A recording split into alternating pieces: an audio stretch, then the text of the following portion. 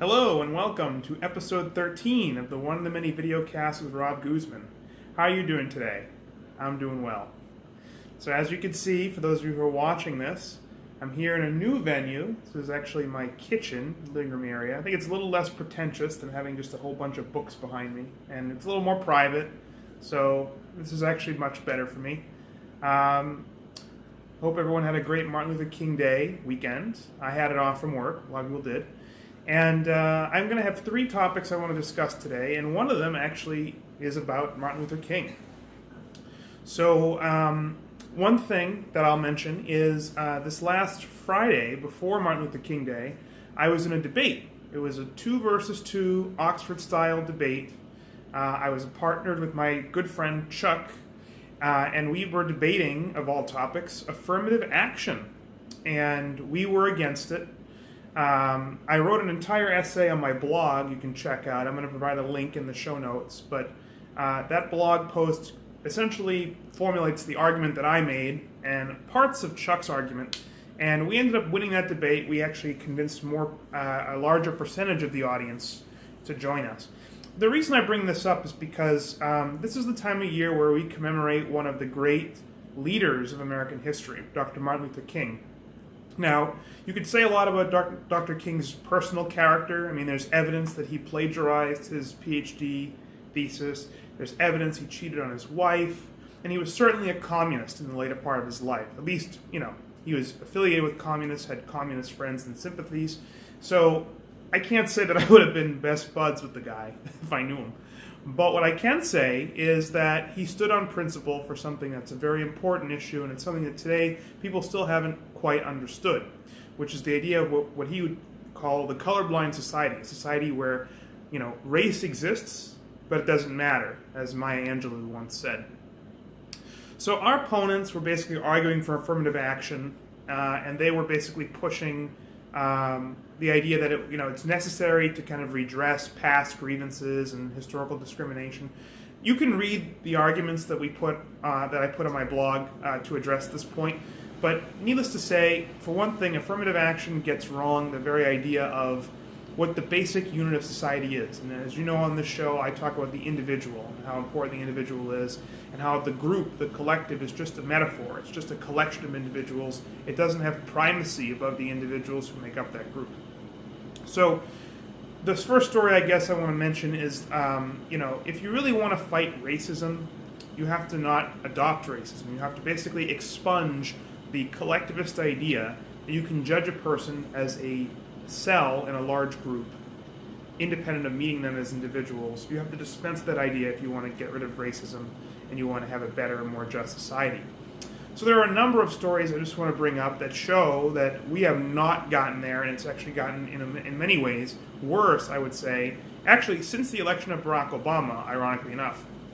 And not because Obama's black, mind you. It's because Obama came to power, was voted in on the backs of essentially the New Left ideology, which basically controls academia today, controls most of Hollywood and the media, and it's comprised of most of the Democratic Party today.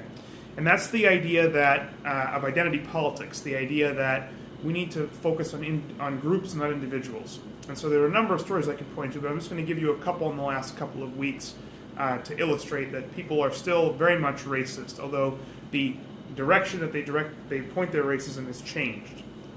So this last weekend over Martin Luther King Day, Joe Biden was speaking at an Al Sharpton event, and he said, and I have a quote here from him, I wrote it down. He said, there's systemic racism that most of us whites don't like to acknowledge even exists. It's built into every aspect of our system. And he gives us examples: substandard schools, undervalued homes, higher car insurance, Geico, anyone? Sorry, I had to throw that in there. And higher poverty for blacks over whites. Now, the reason I want to point this particular story out is that just in framing it, you can see the racism implicit in Biden's thoughts. He says, most of us whites. So he is now speaking for all whites. Why? Because he's white? I mean, essentially what he's implying here is that all whites can be grouped together in this sense, that they have committed this crime that he's given some thought to and is now advising against, but by virtue of being white, you fall into that category too. Now, there's no mention of which whites he's talking about, because not all whites are the same, just like not all blacks are the same. They're different people. Some commit crimes, some make inventions, some do good things, some do bad things. And yet, here he is speaking for all whites. See, even the language is very racist, but most people wouldn't bat an eye. Most conservatives and lefties would just kind of listen to that and say, oh yeah, most whites have. Most of us whites have. And then he points to several different things. I mean, substandard schools, poverty, those things are linked. If you really want to know what caused poverty to afflict the black community today, statistically, it's the welfare state. It's the passage of laws like minimum wage, guaranteed housing, subsidized housing, and food stamps. Things that actually devalue and destroy the black family, things that actually incentivize people to be dependent on the government, and things that tell people that they can be taken care of, that they are victims, that they can't better their own situation, and they have to basically look to the government to help. And that's ultimately the fault of their ancestors being oppressed, that they haven't made something of themselves in their life. So, again, the wrong message, but extremely racist. Another story that comes to mind from the last few weeks was one of these women's marches was canceled because it was, quote, too white or overwhelmingly white. Now, again, I'm all for fewer women's marches. That's a different problem altogether. That's radical feminism, which is another issue. So I have no complaint about being canceled. But the reason for it being canceled is incredibly racist. The idea that the color of the people who are supporting your ideology matters more than your ideology, it's an extremely racist viewpoint. Now, why is it that people listen to things like this and don't immediately recognize it as racist? Why don't they throw it out and say, that's racist, we reject that? Why are they so quick to accept it and swallow it?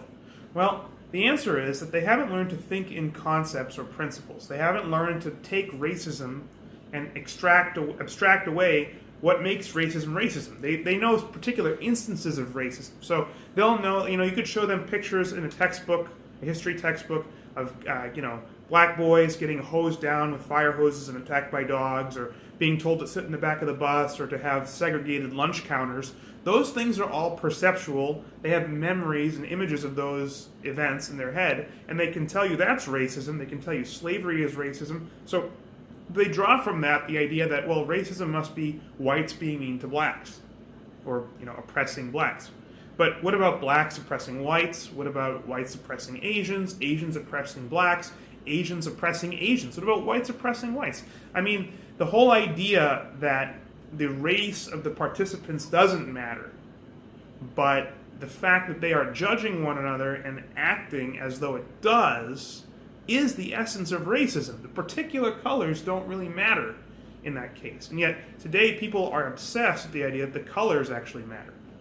So it's okay for a college or a government position or a job to be given to somebody who's black on account of them being black because of affirmative action. That's not racist. But the idea that, we have segregated lunch counters and whites are telling blacks not to sit near them, and that's racist, that's wrong. These are two species of the same principle. They're two species of the same idea, and yet they don't understand and acknowledge that fact. So this shows you that people haven't really internalized the ideas behind the civil rights movement. And again, the civil rights movement, for the most part, was positive, but it was a mixed bag. The earlier part of the civil rights movement, the idea that we want to get discrimination out of government and have the government treat all of the citizens equally, that's a good thing, that's a moral thing. The idea that we need to have equal outcomes for everybody, regardless of race, the fact that we can regulate small business owners, tell them who they can and can't hire, that we need to have quotas in the schools or in jobs. Now that's all rotten and horrible. That's not actually individual rights, that's collectivized rights. And Ayn Rand has an excellent essay on collectivized rights, another thing that I may want to put in the show notes. It really concretizes these points, and it makes it very clear that racism is alive and well in America, although not what you would expect. It's right now, overwhelmingly, I think, racism against whites. Although, again, the colors, the essential color, doesn't matter. So that's the first topic, is essentially beware racism in your own thinking, beware collectivism in your own thinking. Look for your premises, like when you're formulating ideas about, oh, is this policy good or bad? Are these people good or bad? Is this individual person worth being a friend or not? Like, think about what it is that you're implicitly saying about that person vis-a-vis their race. And don't blindly go with whatever the left is saying or whatever some allegedly civil rights activist is saying on the grounds that they must be fighting racism, even if it seems like they're punishing one race or another. The fact is they're not fighting racism. They are racist. They are more racist than most people are today. So that's the first story that I want to cover.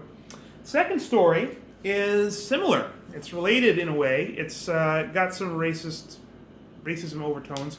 It's a sensation that's kind of taken off the last couple of days, and that's the story of these Catholic schoolboys encountering a Native American vet or Native American indigenous rights activist.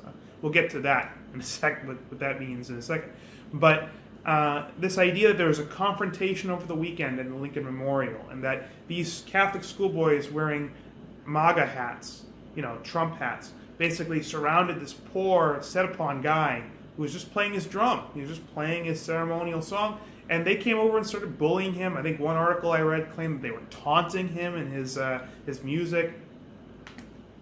Horrible. I mean, people interviewed at the scene were saying, well, this guy is a veteran. You would think they would have some respect for people who were in Vietnam War. Another one was saying, well, he was just minding his own business, and these racist, Trump supporters came by. And it was kind of hysterical. People on Twitter on the left calling for these boys to be suspended, expelled. Some were even tweeting out like death threats to these boys. Some high-profile, celebrities were saying these boys should be made an example of, whatever that means, so that people would know not to be discriminatory against Native Americans.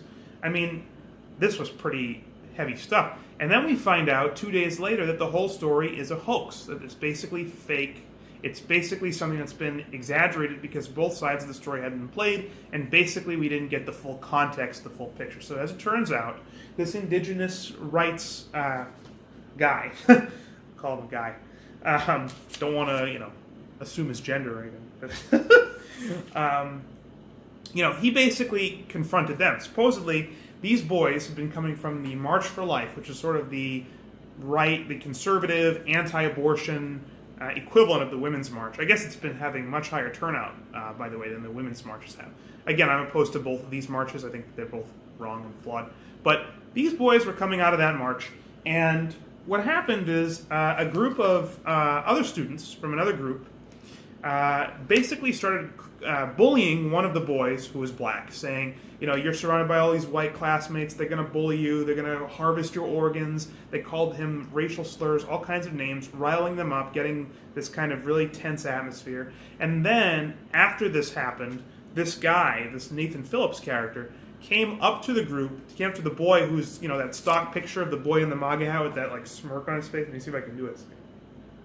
Something like that. I can't do it. He's playing his drum right up to his face, and the early pictures you didn't see that. You didn't see that that the whole progression of events that led to that. But I guess this boy just sort of sat there. He smirked. He had nowhere else to go really, and he didn't block the Native Americans' path. He didn't didn't encircle them or bully him. He approached them, and he was the one who I think you would say is more of an aggressor in this situation.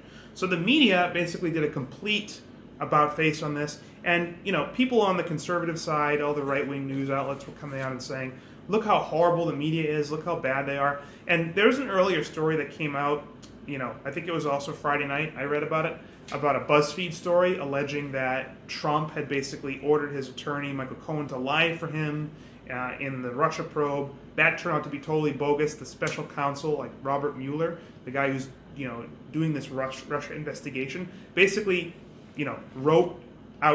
spoke out saying, no, this story is totally false, it's got no truth to it, and, it's kind of the BuzzFeed, the media organization BuzzFeed, were forced to eat crow. They were forced to take back their story. So, I mean, the media's had a bad weekend, worse than usual. And, you might ask, so there's a couple of issues here, okay? There's a couple things to discuss, right? You're going to hear a lot of people discussing this on the web and in the media and on television, and they're going to say things like, well, it's not fair to these boys the media they really hate Trump and they want a victory. They want to impeach him. They want the Democrats to win. They want the conservatives to look bad. So anyone who's a Trump supporter should be demonized, and these kids are collateral damage. Now, I think that's true. I think that's all true. I mean, Joy Behar, one of the hosts of The View, also a lefty, admitted that. Essentially said, because they were asking the same question, why did this happen? Why did the media not check their facts? Why did they rush to judge on such scanty evidence? And Joy said, well, maybe it's because we all don't like Trump and we're desperate to get him impeached. And this is just sort of, more fuel for our cause. And I think that's true. I think that's all very true. But there's a bigger issue here. Two issues, two components to this that I want to discuss that, other media outlets may not discuss. So here you get a different view, I think, than what you may get from other people. And that is, the first issue is, how silly is this? I mean, this is not a big story. Here we have some boys on a weekend trip, class trip, going to a march, and, they have an interaction with this older native guy. Why is this a story? Why does anybody care what some high school boys think about some native customs? Why is that an issue? I mean, everyone has their opinions. I can think certain cultures and customs are silly and mock them. I'm not saying these kids mocked them, but even if they did, why does that matter? Why is this such a big... Why did this blow up on Twitter? Why are there so many people outraged about this? And they're going to the point where they're willing to say these kids should be expelled and have death threats labeled at them. Well, the answer is that our lives, our entire lives, have been politicized by the left. Completely politicized. I mean, everything from Hollywood to sports to school to, what you can endorse for a razor.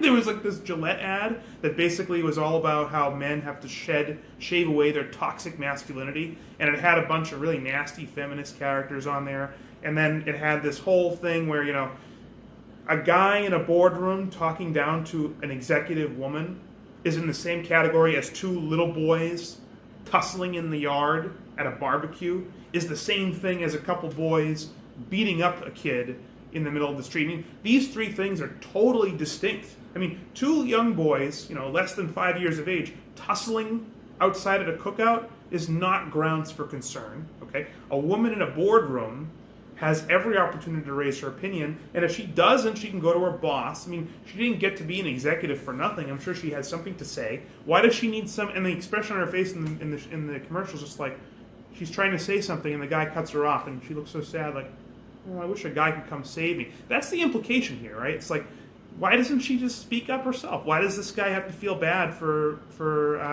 shushing her? And then the last case of those three boys chasing the other boy and going to beat him up, now that's an actual problem. That's like criminal behavior. That's like gangs and people doing physical violence to kids who should know better and who are older. The difference between two 5-year-olds fighting in a background barbecue and three boys chasing a guy through the city, it's night and day. I mean, it's two very different things. So why is all of this put under the umbrella of toxic masculinity? And why is all of a sudden this is a thing that men have to worry about when they go to buy a razor? When I buy a razor, I'm not thinking about toxic masculinity or toxic femininity or anything else. I'm thinking about, what else do I need? Oh, there's a deodorant aisle over there. Maybe I need some deodorant. Maybe there's some toothpaste. Maybe I should get some flowers for my girlfriend. I mean, there are a million things that are going through my mind, but not toxic masculinity. Why is it that they need to take the most mundane, everyday parts of your life and infuse it with this propaganda, this idea that you should be galvanized to action if someone somewhere says the wrong thing or thinks the wrong thought?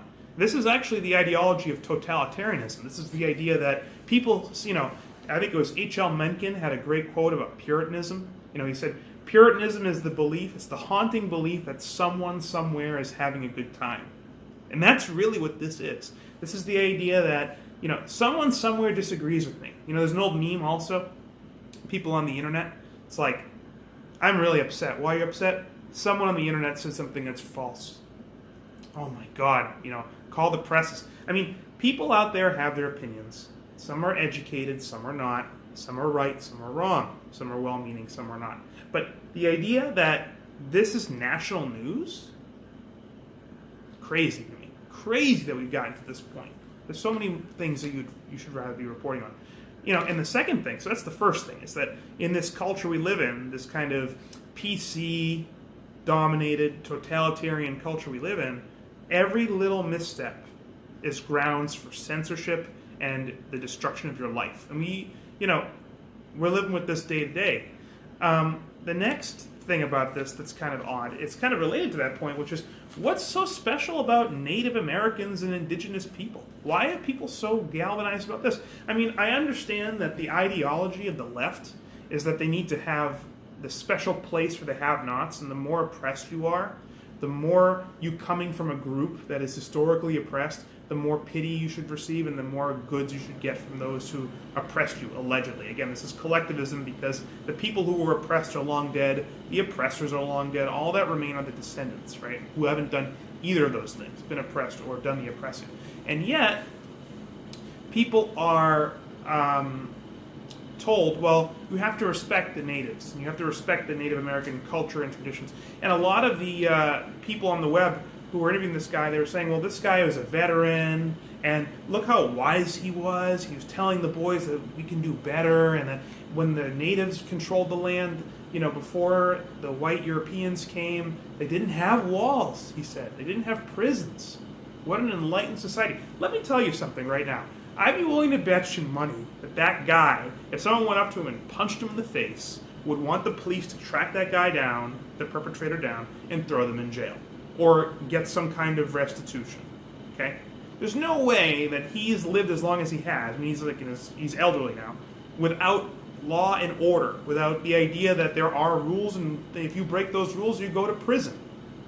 I'm not going to believe that some native society didn't have prisoners and laws that they had to enforce, and people broke those laws. I mean, what fantasy world would you live in? And I mean, if you think about it, the natives, they died young. They had internecine warfare between the tribes. They did all kinds of barbaric practices. They were superstitious. I mean, it's not a surprise that when the Native Americans first were discovered, like when the Europeans first came to this continent, and a lot of the Native Americans actually died from diseases they didn't have resistance to, like smallpox, which the Europeans brought with them unknowingly. I mean, you got to remember, when the Europeans visited, the germ theory of disease hadn't even been fully formulated or understood yet. So you can't even say it was like germ warfare because they didn't even understand what was going on.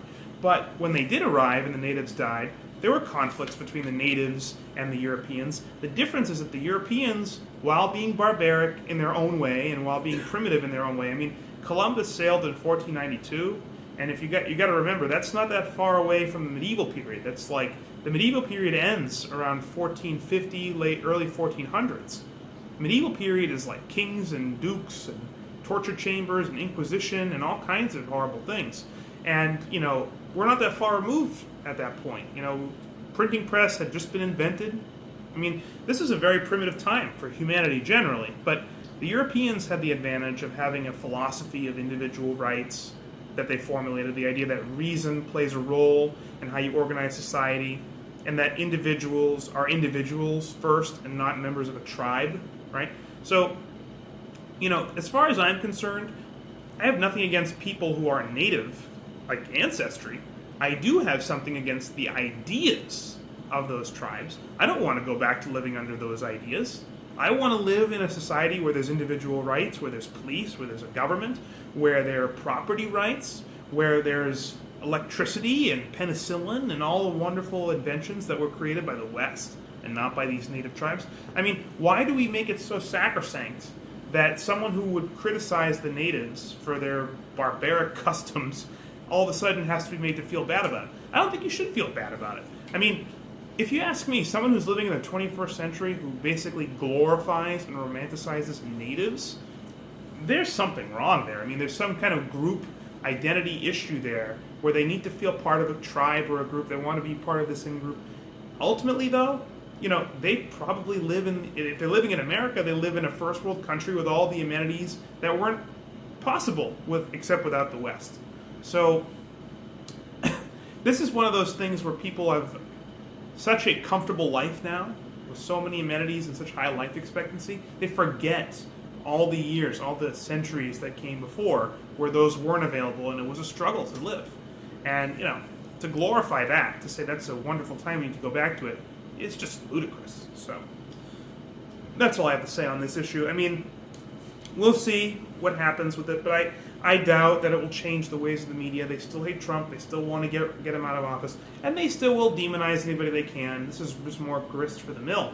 But the hope is that there are people in the media, still some centrist voices or moderate voices, who are willing to stand up a little bit and say, hey, wait a minute, maybe we should put the brakes on this kind of jumping to conclusions without our facts. See, that's another thing.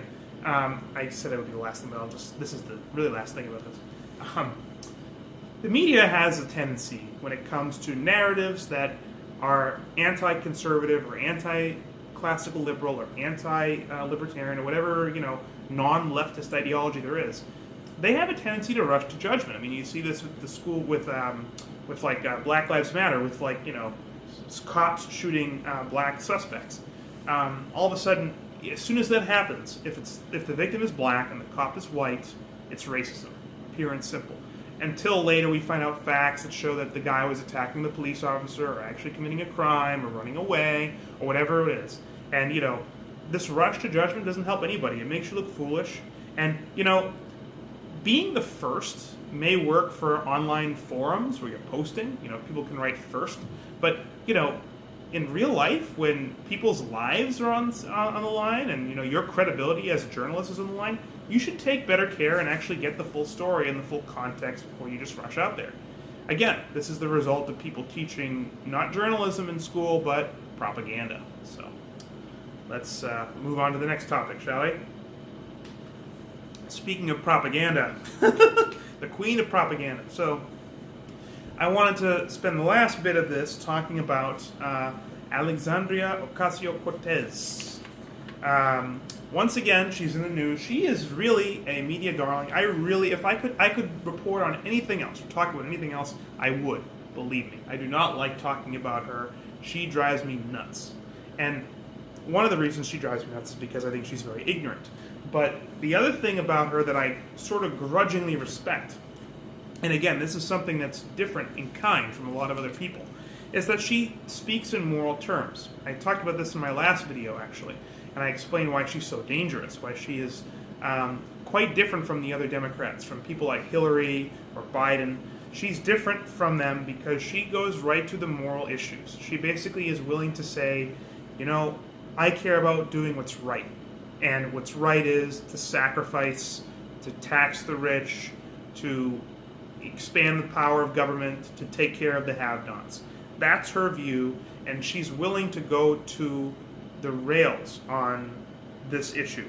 Now, she made an appearance over Martin Luther King Day weekend and was interviewed, and a couple of things she said really struck out to me, and I wanted to share them with you, my audience, and explain what's wrong with them.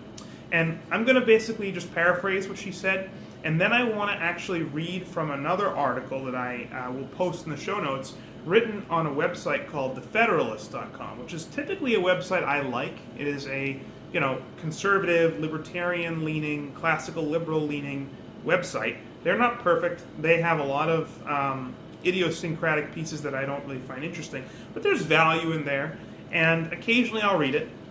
And there was an article in there that I bookmarked immediately because I think it is the wrong message.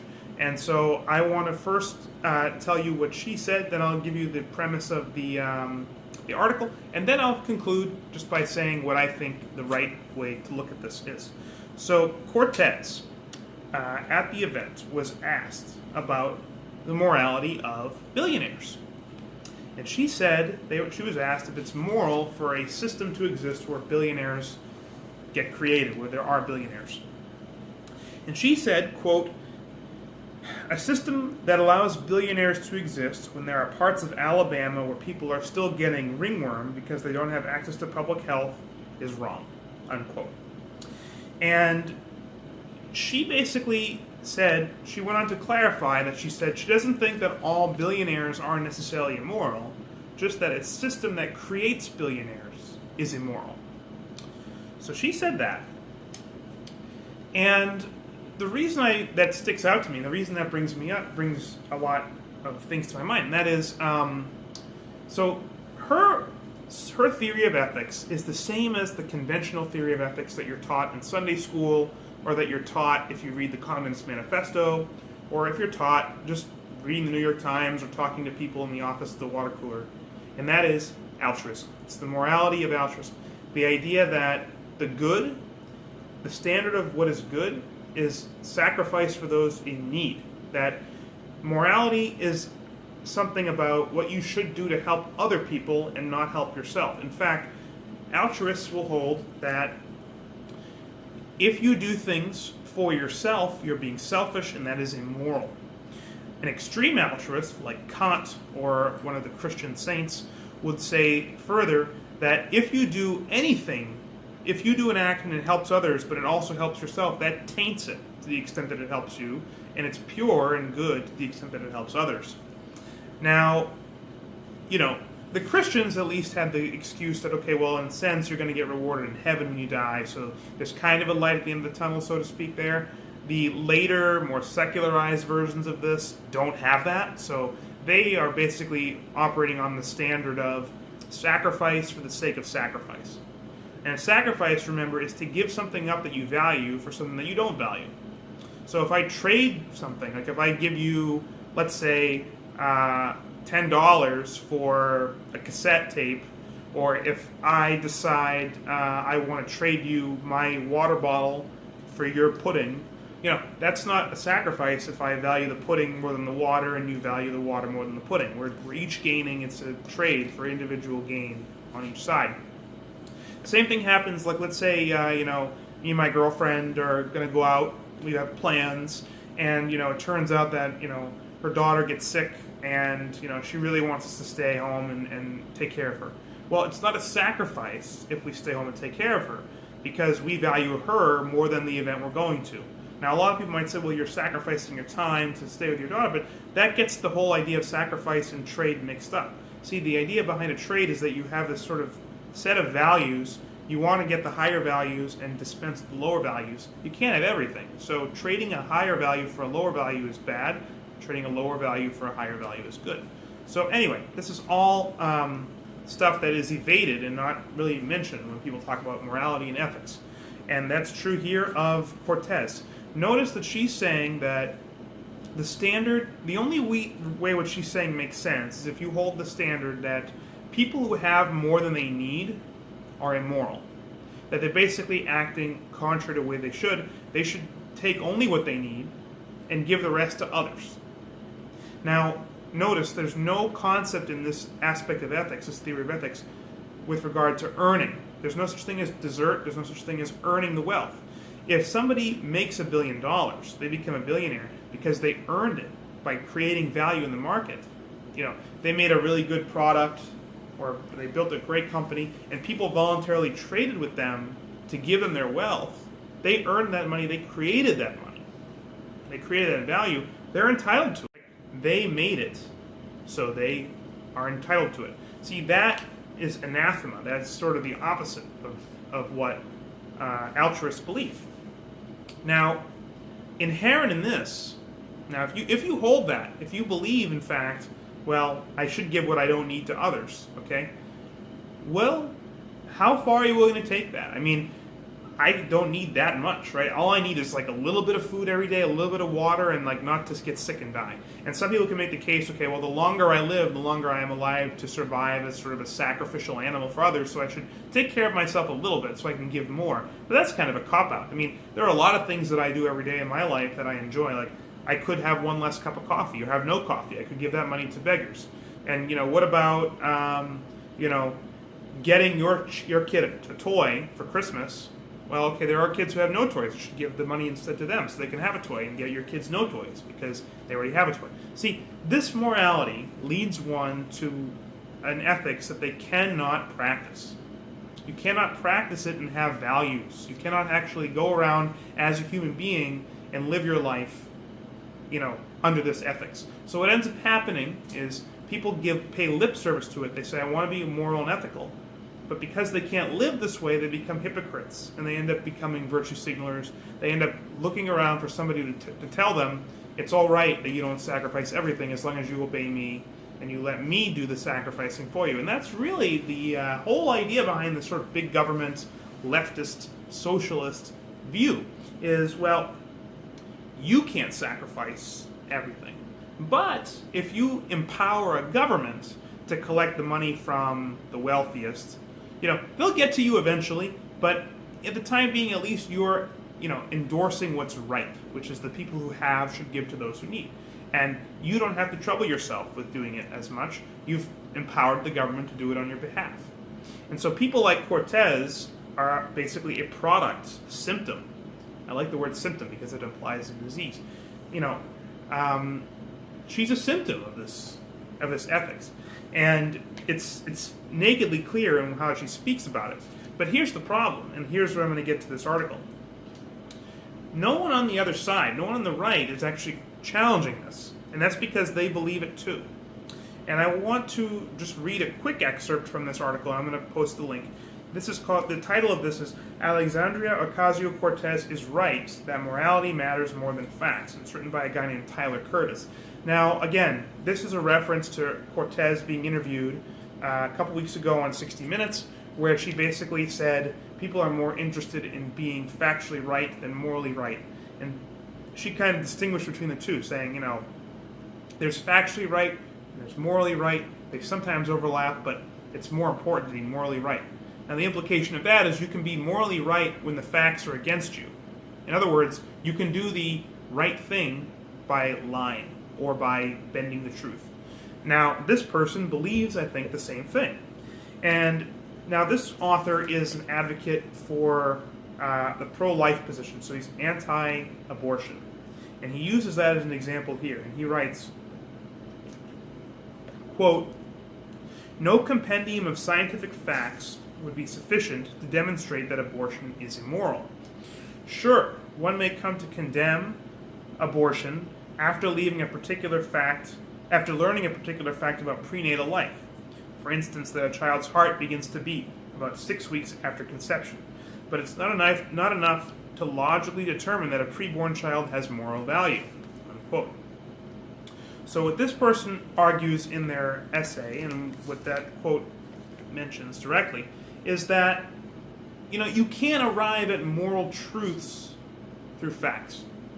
That studying facts has no implication on what is morally right. So this is the same premise that Cortez holds. The idea that what is right has nothing to do with reality. That has nothing to do with the facts on the ground. Now, again, this is the problem with today's ethics. And this is one of the reasons why philosophy gets such a bad name. People are taught that you cannot derive an ought from an is. This is a famous dictum from someone named David Hume, a philosopher in the 18th century. He's a skeptic, and he basically argues that you can't get an ought from an is. You can't use facts. No facts can tell you what you should do. Now, the objectivist view, the view put out by Ayn Rand, and the view that I hold, says that that's false. You, in fact, need facts to arrive at what you should do, because what you should do is based on who you are, what you are. So let's go back to the very beginning, just real briefly. The question to begin with isn't what are ethics and what should one do. That's not the first question. Now, a lot of philosophers do start that question. They say, okay, well, the Judeo-Christian tradition says we should do this, or the proletariat say we should do this, or my mom told me when I was little we should do this. You don't start with moral views and then try to see if you can connect them to other things. The question you should start with is, why do humans need ethics? Why is ethics important? Now, we know it's important because people always talk about ethics. Even if somebody is a scientist, even if somebody is a fact-oriented person, they always want to do the right thing. This explains a lot. This explains why people who are very scientific and critical when it comes to their job end up supporting political candidates who always talk about doing really bad things. They all do it on the grounds of wanting to do the right thing.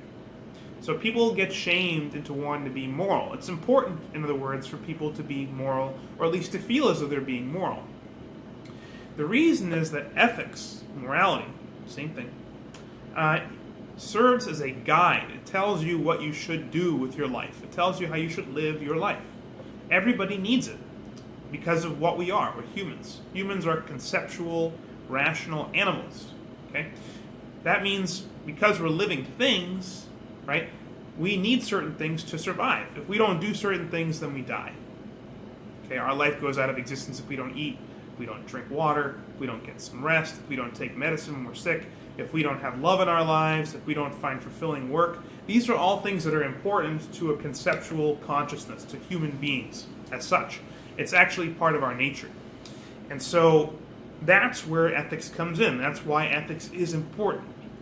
Okay? It's based on our biological existence as living things with a rational mind. And so once you get there, you have to ask, okay, well, what's the standard of ethics? What's the whole point of ethics? If the whole point of ethics is to tell you how to live your life, the standard is your life.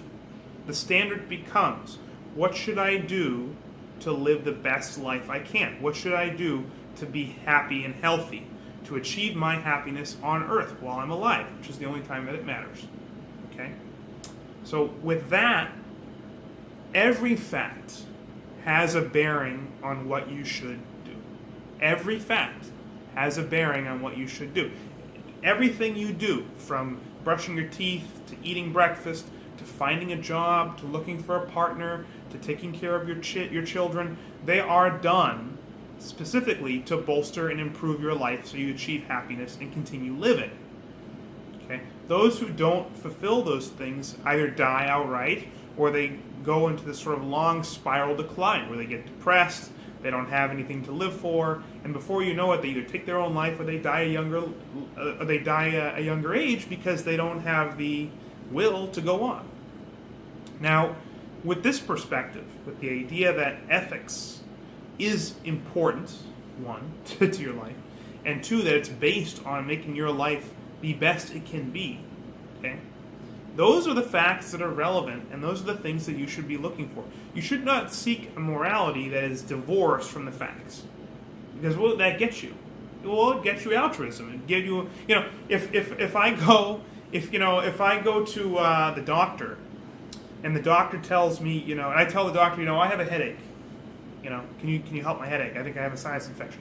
If the doctor says, well, let's chop off your leg. I don't care if he's a doctor or not. If I ask him, why are you chopping off my leg? And he says, well, it's going to make you happy. I'd ask, well, how? Why? What's the causal connection? How is it that chopping off my leg would make me happy? And there's no answer to that because it wouldn't make you happy. It wouldn't address the problem that I have. Every need you have, every problem that you run into, every value that you seek can only be achieved if you pay attention to the facts, if you take heed of reality. Ayn Rand has a really good quote on this. She says, she has a lot of good quotes on this, but one quote that I always remember because I think it's a great line. She says, you can ignore the consequences of your actions, but you can't ignore the consequences of ignoring the consequences of your actions. You can't just expect things to fall in line if you have the right intentions. Okay? Wanting something because it sounds good, or someone tells you it's the good thing to do, isn't going to make it a good thing, necessarily. What makes it good is it has to be based on the facts of reality, and it has to be connected to making your life a good one, making it a happy life. So, with that perspective, again, I've kind of gone into this whirlwind here, and I'm trying to basically link it to what Cortez said. But notice that her view of ethics isn't based on that.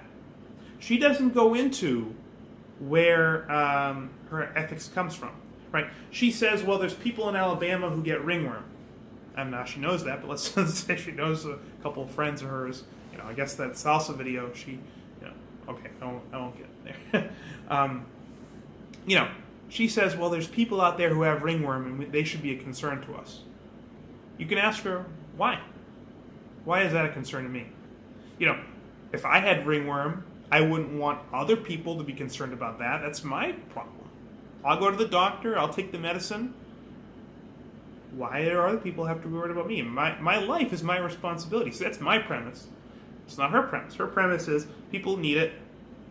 You need to fulfill that need. It's a requirement that you fulfill that need. And so, what that ends up being is a floating thing in her head. She's not able to answer that question. And she doesn't even bother to give an answer in her speech. And the same thing is true of this gentleman who's writing about abortion, right? He says, well, I agree with Cortez, and he's a conservative, and he says, well, abortion's evil. You say, well, why is it evil? He says, well, because a 6-week-old fetus has a heartbeat. Well, I eat veal, deer have heartbeats before they're killed, so do chickens and cows. Why are they a concern? I mean, as far as living things go, there are a lot of living things that are killed to make my life easier. I'm not in a sense, I don't think killing in every context is wrong. I mean, I kill someone who comes at me with a knife and tries to kill me. That's killing.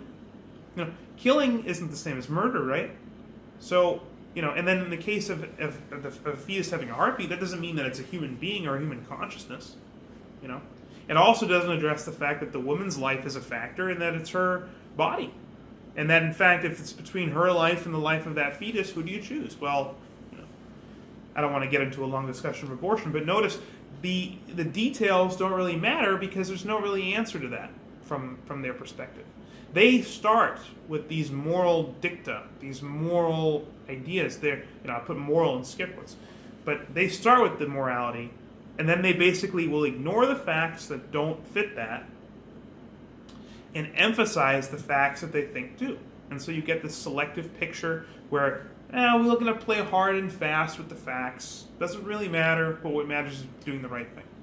All you have to do, to my listeners, this is the last thing I'll say here, all you have to do to see how absurd this is to ask them why. Because, no altruist morality can stand up to that question ultimately. Because it's gonna come down to this. It's gonna come down to your life. Either your life isn't your own, or the purpose of your life isn't your own happiness. Instead, it's to serve other people and make them happy. That's what it comes down to. And, if you confront people nakedly with this, when the rubber hits the road, a lot of them reject it because they're better than their explicit views on this. But the explicit philosophy, the explicit views are that you exist to serve others and that need has a precedence over desert, which is not my morality, but it's her morality. So that's all I wanted to say here for today. It's almost 15 minutes into this video, so I'm going to call it soon. Everyone have a good rest of your week. Hopefully you had a nice long weekend, and I'll see you next time. Bye.